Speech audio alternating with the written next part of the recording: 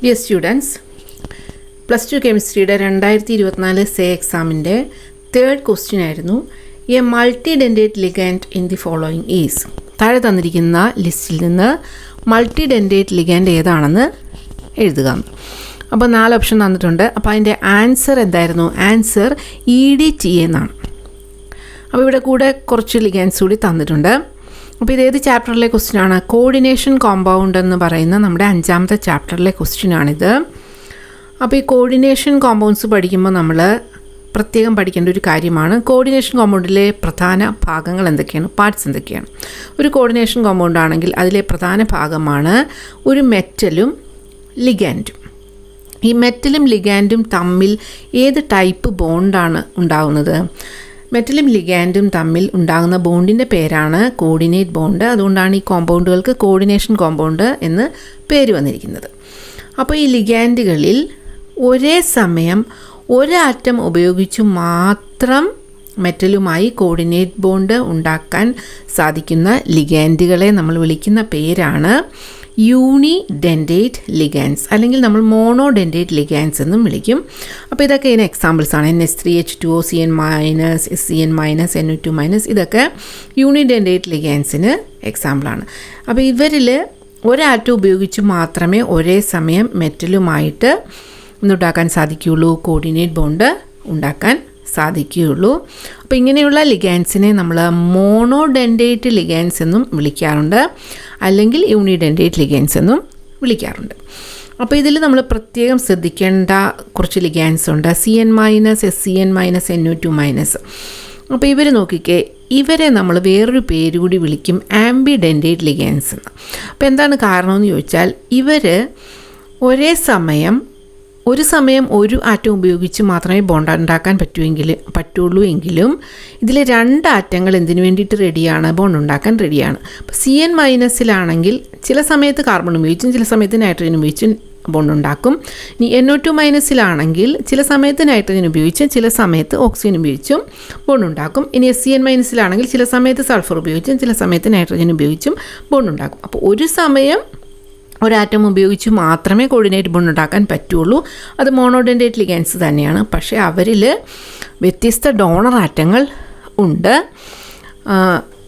These are unidendate ligands with 2 different donor atoms and either of the 2 ligates in the complex. ഏതെങ്കിലും ഒരു atom മാത്രമേ ഒരു സമയം എന്തുണ്ടാക്കുകയുള്ളൂ? Bond ഉണ്ടാക്കുകയുള്ളൂ. അപ്പോൾ ഇത് പ്രത്യേകം പഠിച്ചു വയ്ക്കണം. ആംബിഡെൻഡേറ്റ് ലിഗൻസ് എന്താണ്? ഇനി നമ്മൾ ഈ ക്വസ്റ്റ്യനിൽ ചോദിച്ചിരിക്കുന്നത് ഏത് ലിഗാൻഡിനെ കുറിച്ചാണ്? EDTA ആണ് ആൻസർ. ഈ EDTA എന്ന് പറയുന്നത് ഒരു ഹെക്സാഡെൻഡേറ്റ് ലിഗൻഡാണ്. ഹെക്സാഡെൻഡേറ്റ് ലിഗൻഡ് എന്ന് പറഞ്ഞാൽ എന്താണ്? ഒരു സമയം 6 ആറ്റങ്ങൾ ഉപയോഗിച്ച് മെറ്റൽ ആറ്റവുമായിട്ട് കോർഡിനേറ്റ് ബോണ്ട് ഉണ്ടാക്കാൻ സാധിക്കുന്ന തരം ലിഗാൻഡുകളെയാണ് നമ്മൾ ഹെക്സാഡെൻഡേറ്റ് ലിഗാൻഡ് എന്ന് പറയുന്നത്.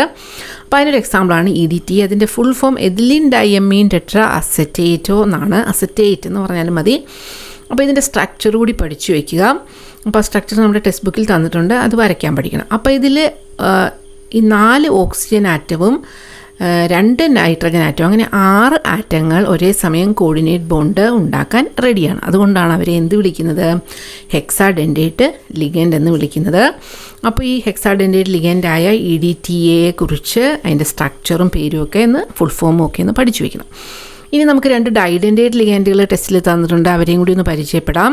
ഒരു ഡൈഡെൻഡേറ്റ് ലിഗാൻഡാണ് ETHEIN-1,2-ഡയമീൻ. നമ്മൾ അത് ഷോർട്ടായിട്ട് EN എന്ന് പറയും. ETHEIN-1,2-ഡയമീനെയാണ് നമ്മൾ EN എന്ന് പറയുന്നത്. മറ്റൊരു എക്സാമ്പിളാണ് ഓക്സലേറ്റോ, C2O4-2-. ഇനി ഡൈഡെൻഡേറ്റ് ലിഗാൻഡായ ETHEIN-1,2-ഡയമീൻ അല്ലെങ്കിൽ ഈത്തൈൻ നോക്കിക്കേ, NH2CH2CH2NH2 എന്നാണ്. അതിൽ 2 നൈട്രജൻ ആറ്റം ഉപയോഗിച്ച് ഒരേ സമയം മെറ്റലുമായിട്ട് എന്തുണ്ടാക്കാൻ സാധിക്കും? ബോണ്ട് ഉണ്ടാക്കാൻ സാധിക്കും. അതുകൊണ്ടാണ് അതിനെ ഡൈഡെൻഡേറ്റ് ലിഗാൻഡ് എന്ന് വിളിക്കുന്നത്.